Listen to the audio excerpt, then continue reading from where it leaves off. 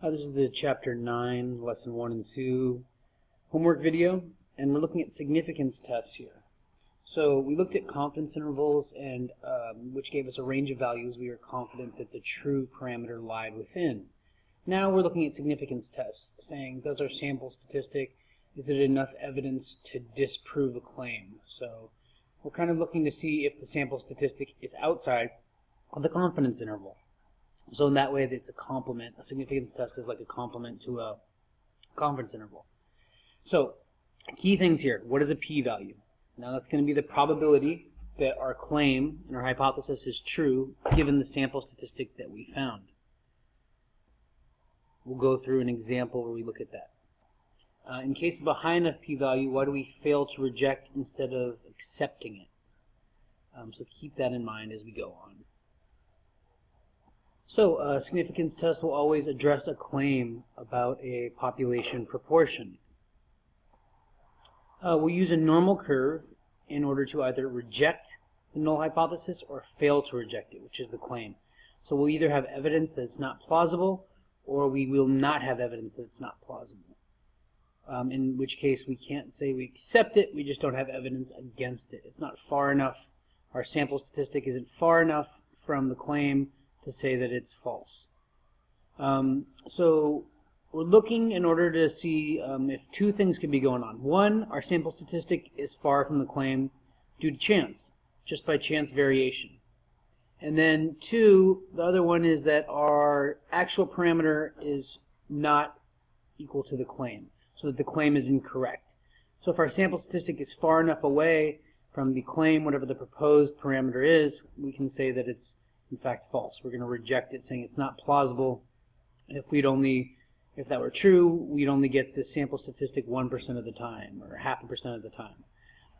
So for all these tests, our first explanation is that the hypothesized value of the parameter is correct, and the sample statistic differs just because of random chance. If we have evidence against that, we can reject that claim, in which case we'd go on to this one in green, where we assume that the alternative hypothesis is true, since we disproved the null hypothesis, which would be our first. So in order to make sense of that, let's look at what it would be like in a problem. So here we have a mayoral election. Gina is feeling fairly confident that she will be elected by obtaining more than 50% of the vote. She took an SRS of 100 voters and found that 56 will vote for her. So she wants to know if this justifies her confidence. There's two explanations. One, at most she has 50% of the vote, which means she's not in the lead. That this 0.56, 56% of the people support her, and that was just by chance. By chance due to sampling variability. Perhaps we take other samples and she'd have less than 50%, perhaps 51%, 48%, but in reality at most she has 50% of the vote. And she wants to be able to disprove that. If she can say that 56%, the sample statistic is far enough away from 50%, that it can't be plausible that she only has 50%, then she can assume the second explanation, that she has more than 50% of the vote, and she can feel confident. So let's see what it would look like if she only had 50% of the vote. We'd be seeing what's the probability, in probability notation, that our sample statistic, our sample proportion, is greater than or equal to 0.56.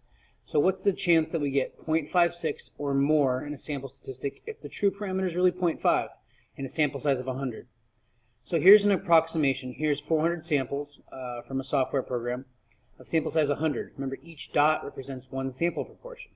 And this is given that 0.5 is our true proportion. The values in red here represent the number of times we got a value equal to 0.56 or more. Several times there, given that 0.5 is the true value. So here we get 13.75% of the ones are the ones marked in red. So 13.75% of the time, or at least in these 400 trials, the sample proportion was 56% or greater. You can see it goes all the way up to 65%, even when the true value is 50%. So 13.75% of the time, she got more than 56% of the vote in those samples. So this would mean that she shouldn't be confident. She should not be confident in victory. It's plausible that she only has 50% or even less, because 13, almost 14% of the time, this could happen by chance. You can also see sometimes she might get, in some of these trials, it was as low as about 32%. So let's look at what it'd look like in state plan, do, and conclude. So here's how we'll set up our values for a proportion. P is the true proportion of voters who support Gene in the upcoming mayoral election. We want to test these hypotheses. This is our null hypothesis, that P equals 0.5. If we can prove that our 0.56, our sample statistic, is far enough away from this, then we can reject this claim, and we would then assume the alternative hypothesis, that it's greater than 0.5, at an alpha level of 0.05, which is our significance level. That means if it happens 5% of the time or more, we're going to consider it plausible, and we would fail to reject. If the sample statistic would occur less than 0.05% of less than 5% of the time, then we would reject this claim, saying that it's not plausible to get a value so far from 0.5. So this is a one sample z-test for a proportion. We have a random sample, so that's met, an unbiased estimator. So the mean of our sampling distribution of p hat is equal to the true mean. Normal condition, the number of successes, we check using the hypothesized proportion up here. So 0.5 times 50 is 50, so the number of successes and failures is both 50, so that's met. Our sampling distribution is approximately normal. And we're assuming there's at least 1,000 voters, so we can, since we're sampling without replacement, we can then use our formulas for standard deviation. So here's what I want you to do right now. Go on your calculator, go to Stat Calc 1 Prop Z-Test. Our null hypothesis, it's the proportion in our null hypothesis. We use this little sub-zero, the zero subscript, to represent our null hypothesis. That means our hypothesis, the null hypothesis, is that the true proportion is 0.5, so you put in 0.5. X is the number of successes in our sample. That was 56 people voting for her. N is the sample size. We want to test here on that line. It'll say what your alternative is, and ours is that it's greater than P naught. That the alternative is that she has more than 0.5 or more than 50% of support.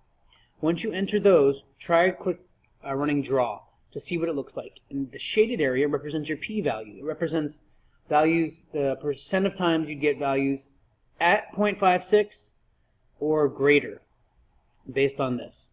So this is a one-sided test we're doing because we're just looking into greater than the value. And this is what we're doing and what you'd want to write out in probability notation. The probability that p hat is greater than or equal to 0.56, given that our true proportion is 0.5, is about 11.5% or 0.115. This is a p-value. The probability that our test statistic would occur, given that our claim in the null hypothesis, is true. And we have a z-score of 1.2. So make sure to include this work. Remember, this in red is just for you to refer to using your calculator.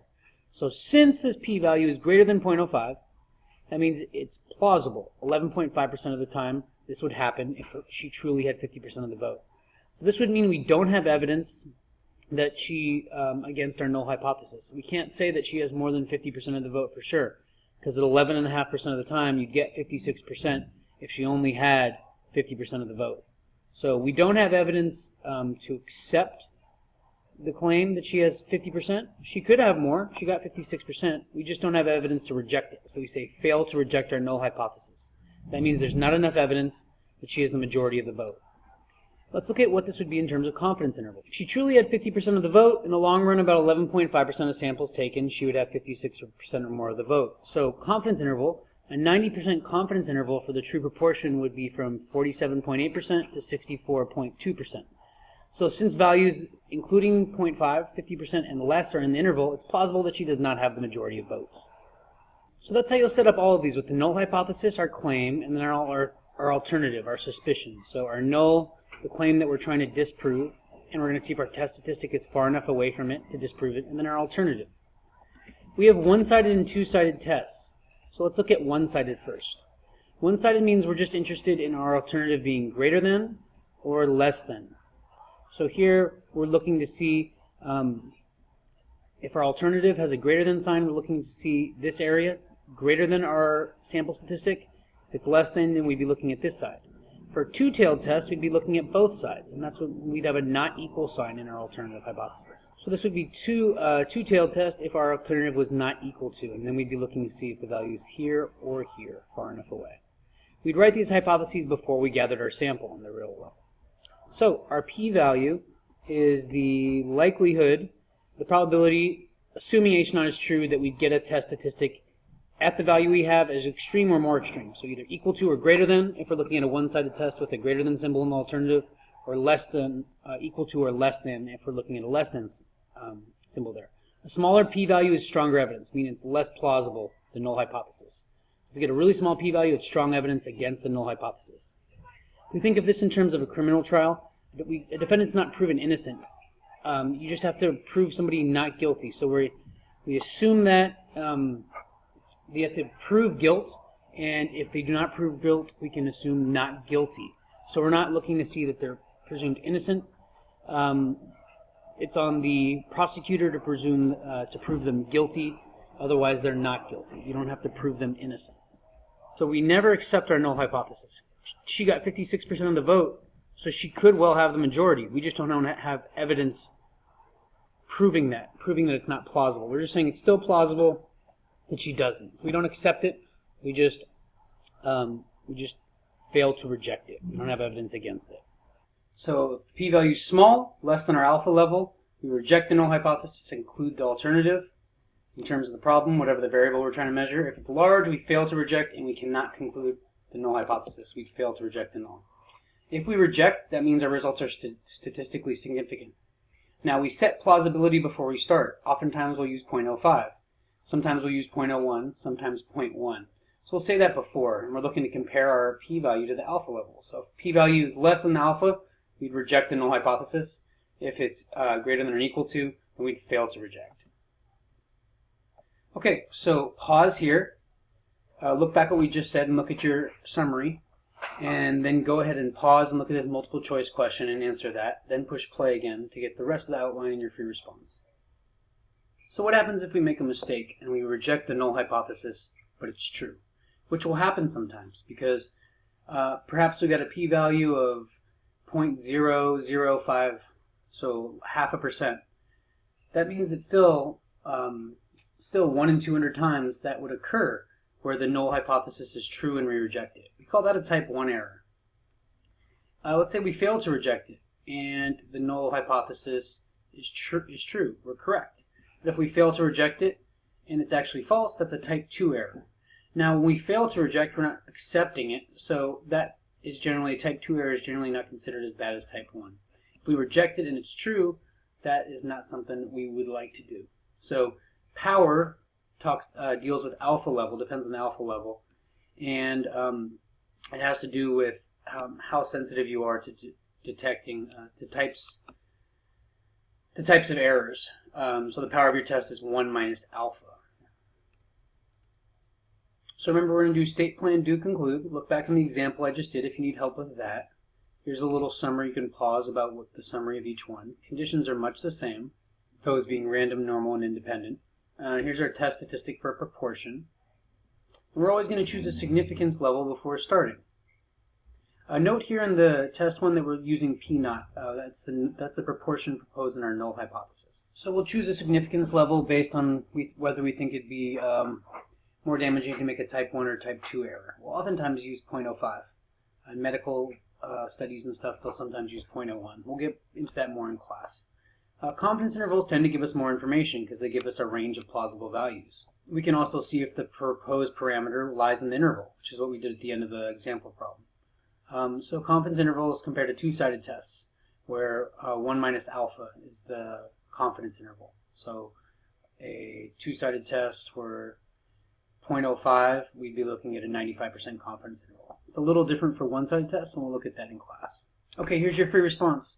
In 1 to 2 sentences, summarize how are confidence intervals and significant tests similar, how are they different, and what information do they provide us with about our parameter. So pause now, read over the summary for 9.1 and 9.2 in your book, look over some examples there, and then answer this free response.